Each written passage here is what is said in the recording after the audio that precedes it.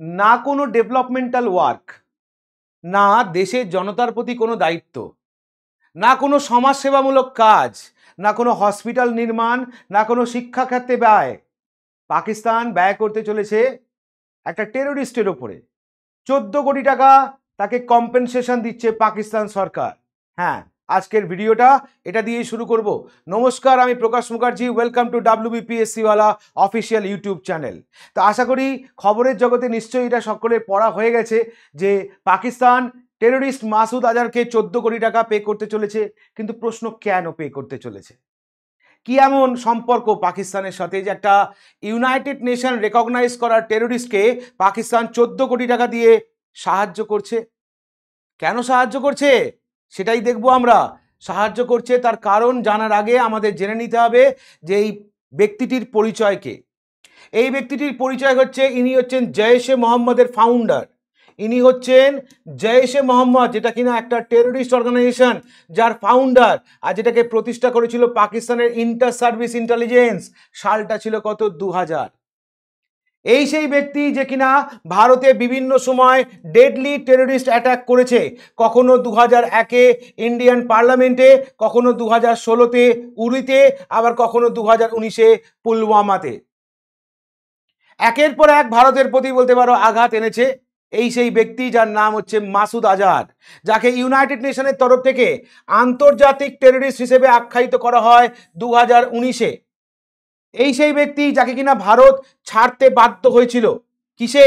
না, আমাদের যে প্লেনটা হাইজ্যাক করে কান্দাহারে নিয়ে যাওয়া হয়েছিল, বিনিময়ে সেই হাইজ্যাককারীরা ভারতের কাছ থেকে 3 জন টেররিস্টের ডিমান্ড করেছিল, যার মধ্যে একটা ছিল মাসুদ আজহার। আর তাকে ছেড়ে দেওয়ার মাধ্যমেই আমরা কিন্তু এয়ারলাইনে যে সমস্ত যাত্রীরা ছিল তাদেরকে আমরা ফিরিয়ে আনতে পেরেছিলাম। সালটা ছিল 1999। এই সেই মাসুদ আজহার, যাকে কিনা পাকিস্তান গভর্নমেন্টের তরফ থেকে কম্পেনসেট করা হচ্ছে 14 কোটি টাকা দিয়ে। কেন?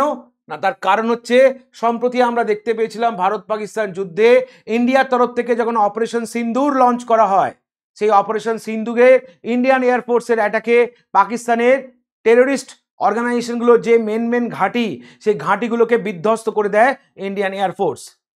আর সেই রকমই একটি ঘাঁটিতে বলতে পারো মাসুদ আজহারের ফ্যামিলি মেম্বার 14 জন, যারা কিনা মারা যায়। তাই প্রতিজনের ক্ষেত্রে 1 কোটি টাকা করে বরাদ্দ করেছে পাকিস্তান সরকার, অর্থাৎ শাহবাজ শরীফ। এবং কম্পেনসেট হিসেবে কি না মাসুদ আজহারকে দিচ্ছে কত? না 14 কোটি টাকা। 1 কোটি টাকা প্রত্যেক পার্সনের রেসপেক্টে, যারা যারা মারা গেছে।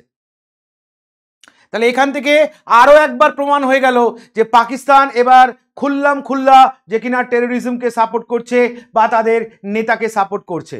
এরপর আর কি প্রমাণ চাই সারা বিশ্বের কাছে? আর কি প্রমাণ চাই যে পাকিস্তান একটা টেরোরিস্ট কান্ট্রি, যেখানে টেরোরিজমকে প্রশ্রয় দেওয়া হয়, টেরোরিজমকে তৈরি করা হয় এবং টেরোরিস্টকে বলতে পারো তৈরি করা হয়।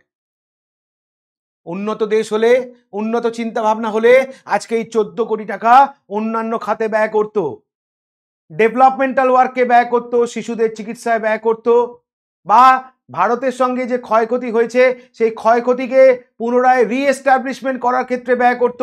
কখনোই টেরোরিজমের যে হেড, তাকে বলতে পারো আশ্বস্ত করার জন্য 14 কোটি টাকা দিত না। কি মন্তব্য তোমাদের? অবশ্যই কমেন্ট বক্সে লিখে জানাবে। ভিডিওটা কেমন লাগলো অবশ্যই লিখে জানাবে। জয় হিন্দ, থ্যাংক ইউ। এই ধরনের ভিডিও দেখার জন্য সঙ্গে থাকো, দেখতে থাকো WBPSC ওয়ালা অফিসিয়াল ইউটিউব চ্যানেল।